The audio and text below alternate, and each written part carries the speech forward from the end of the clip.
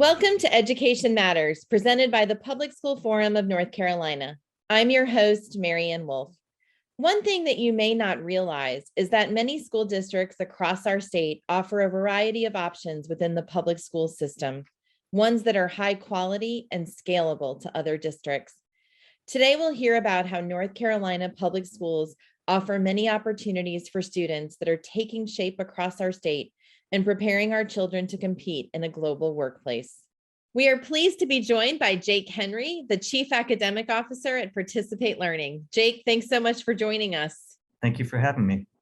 Now, one of several strategies that our schools use to prepare students for a global workplace includes dual language programs.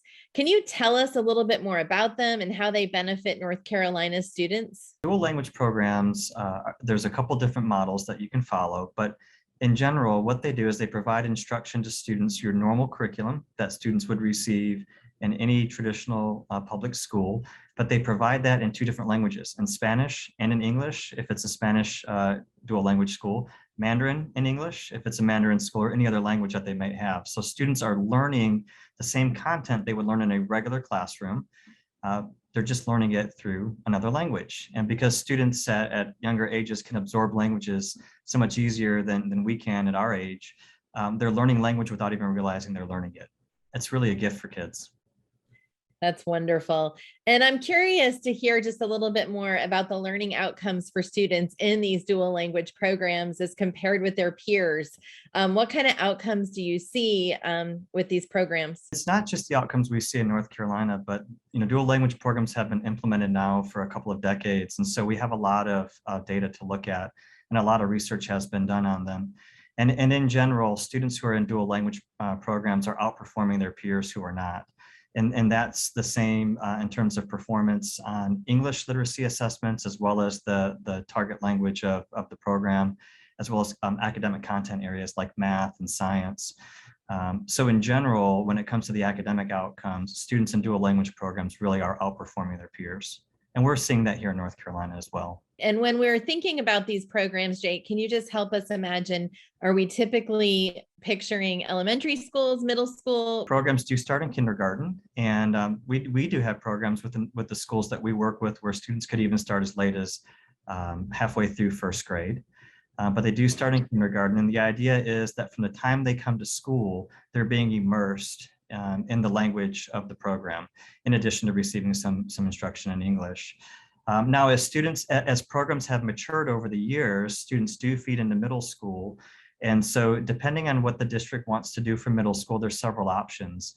So typically in a dual language program in kindergarten, a minimum of 50% of your time of instruction should be in the language, the target language that the students want to learn, in addition to English. And sometimes when you get to middle school, the percentage of time that you spend, let's say in Spanish, if it's a Spanish program, is a little less than what you would see at the elementary level. But it's not necessary to have as much time in the language because students have really already built up a base. What you're really looking to do is to maintain that language and to advance in those grammar skills in middle school. And then in high school, students are actually prepared for really high level classes. So that's where you'll see students taking AP Literature, AP Language, even some International Baccalaureate courses, as well as some districts that are working with community colleges for students in the high school years to be able to get interpretation certificates before they graduate. I wonder if you have some thoughts about the importance of public schools offering these choices to their communities. Yeah, what a lot of people don't realize is that there's a lot of choice within public education. All throughout the state, counties that operate traditional public schools offer a lot of choice. Dual language is one of those options. Depending on the county that you're in, there are other options that could be the arts, could be science and technology, could be global studies. So there's a number of different options. Dual language is one of them. I was happy as a parent to be able to exercise that choice for our family as well, and both of our boys went through a dual language program. So there really is a lot more variety than I think people really realize. And all it takes is just looking into what your local district is offering in terms of different choices and options for your child and finding the one that's the best fit for your child. We're pretty fortunate in North Carolina to have these options. And I know we do have options like this across the state, and it seems that they continue to grow. What is that effect on kind of that larger scale, and what do you anticipate happening in the coming years? Currently, we work with partners in over 30 counties in North Carolina. We work with partners in rural parts of the state, urban parts of the state, mid-range size districts. So you're talking about a choice in dual language that's really for everybody, wherever you're at in the state. And as we've seen these programs have success, the popularity has grown and the evidence speaks for itself. When you see the outcome of students being able to read, write, speak at high levels in both languages, more and more districts have an interest for it. So I anticipate that you'll see more programs, especially in the lane of dual language and global, as we have more of a global economy. But also as districts want to encourage innovation and they want to encourage choice for their students and really encourage students to take ownership of their own learning, I think you'll see more and more districts offering different pathways and choices for students to take in terms of specialty programs, both at the elementary, middle, and high school level. There is really a lot of variety at the high school level too throughout the state of North Carolina, with a variety of different tracks that students can take in terms of what they want to focus on career-wise at the high school level. That's great. And so if a district thinks about starting a dual language program, or a school, there's interest in the community, how do they get started? And then how do they sustain these efforts? Because I know it takes significant coordinated work to make this a reality. Yeah, it really does. Of course, I think it helps to have a trusted partner that you can work with who's done this for several years and can help provide the guidance along the way. But you certainly need to help your community understand the benefits of the program. And it's not a very difficult thing to convince the community of the need, as you can look at other districts who are doing this and see the benefits. You have to have an administration that believes in the program and is willing to hire high quality staff. And oftentimes that requires a partner too, because one of the benefits of a dual language program is staffing it with international teachers, because you don't want students just learning the language, but being exposed to different cultures from around the world is a key benefit. So having staff that are native speakers from various parts of the Spanish-speaking world, for example, where the language is a little bit different and the culture is a little bit different, by the time the students matriculate through, they're being exposed to all those different nuances of culture, is an added bonus. So having a trusted partner with and helping to hire great staff is important. And then I think it's really being responsive to the needs of your students and your community as your kids matriculate through, and making sure that if there is administrative turnover, that the idea of dual language education is embedded into how we do business as a district, to the point where it doesn't matter if a principal moves on to a new role, that whoever comes in behind that principal is going to be equipped and ready to be able to lead the program. Typically what we see though is that parents love the program so much that there's a lot of parent support for programs, and that in and of itself is a real sustaining factor, because they often become the ones who recruit other students to be in the program as well, because they see the benefits in their children. But there certainly are resource allocations that need to be thought about in terms of staffing and making sure that you have resources in both languages. But you're going to be buying those resources anyway as a district, and so now you're just finding them in the language of the program. So one of the things we think about a lot is just how important education is to our state in terms of workforce development and the economy. And I wonder if that's a connection that you typically make. As I'm listening to you, I'm thinking there's a lot of deep connections there. There really are. When we think about what we want our students to be prepared for as they graduate from public education and go into the workforce, what we believe is core academic content knowledge is very important. So our kids need to be able to read and write. They need to have the core skills of math, science, social studies, all those academic courses. But that's not enough anymore. There's a variety of other skills and competencies that our students need to possess if they're going to be able to thrive in our modern economy in a global market. And it's skills that are not soft skills. They're extremely important skills. The ability to understand others and communicate with them well, the ability to see things from another's perspective so that you can know how to better work together to collaboratively solve problems. The issues that our kids are graduating and walking into in the world are complex. And so if we're not making a sustained effort while they're students from kindergarten through 12th grade to build what we believe to be these global competencies, cross-cultural understanding, problem solving, critical thinking. These are not just buzzwords. These are critical skills that kids must possess if they want to be competitive and differentiate themselves from others as they graduate. So dual language programs are a part of that. Global programming is a part of that. And so I think that's where public educators need to be thinking about how do we expand beyond just the core academic content areas and build these other skills and competencies in our students. Well, thank you so much, Jake, for being here. I love your history and education and all the work you've done before. It shows through today, too, as you're helping us better understand why dual language programs are so important as a choice for families in our schools. Thank you so much. It's been an honor to be here. Thank you so much. We'll be back after the break. Education Matters is brought to you each week in part by Town Bank, serving others, enriching lives. Welcome back to Education Matters. I'm so pleased to be joined today by two principals, Leigh Lampley, who is the principal of the International School at Gregory, which is a Spanish immersion magnet in Wilmington, North Carolina, and James Hopkins, the principal of Lakewood Elementary in Durham Public Schools. Welcome to both of you. Good morning. Thank you for having us. Leigh and James, you're both principals of schools that have dual language programs. Can you tell us a little bit about how long you've been working in these environments and just describe what it's like to be in your schools? Leanne? Well, I have been in education for 23 years. I have been a principal for many years and been in a dual language program for the past 10 years. Started a program in Moore County Schools, 90-10 model there. It's a public school as well. It was a dual immersion school, but we ran a traditional track and the immersion track in the same school.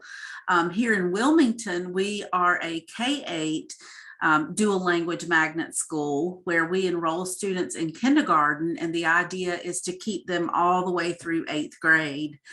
Which is really nice. We do not have a very transient population. We do not have an attendance zone, so our children can come to us from all over the county. We bus students from the beach to the battleship, is what we say. And we really tap into a lot of the diversity in our county, which is really nice. We started the program actually merged over from Forest Hills Elementary back in 2016. And we have grown into our K-8 model as we've added a grade level each year until we were fully K-8. James, we'd love to hear about your experience in Durham. Yeah, absolutely. So this is my 19th year as an educator. I think the beauty of our program is that this was a program that was initiated by our school community. We're a neighborhood school. We're not a magnet school, but we serve 54% of our students come from Spanish-speaking homes. So that's the large majority of our school population. And it was our community that spoke. And they said that we want a dual immersion program. And 2 years later, we have a dual immersion program. And so we started our program 3 years ago, and students are thriving. I mean, even through COVID, our program started, when COVID began back in, March of 2020. And parents are still more interested in learning about how best to support their kid with another language. So we're excited, we're stoked, we're ready to, make sure this becomes a part of the culture at Lakewood and in Durham. This is one of several strategies that can help prepare students for a global workplace, but we know it's much more than that. And so can you tell us how your programs benefit North Carolina students in the short term, but also long term, well beyond when they're with us in our schools? We have 13 international teachers in our building. So just that in itself, our students are exposed to culture and just differences of people all over the world. And it's not something you can get anywhere. And so we see an understanding and an acceptance of our kids, just wanting to be more, not just global minded, but just acceptance of other cultures and Good. people. And they start young, and it's 5 years old. They start learning about Costa Rica, and they start learning about an area outside of Wilmington. And so I just feel like that our students deserve that. They deserve to know about cultures all over the world and be appreciative of those cultures. And we see that happening in our building every day. As you've now are probably just starting to have your first students graduate from 8th grade, do you see them making different choices in high school and what they pursue? Well, I will tell you, our county's worked really hard to have an extension to our middle school program.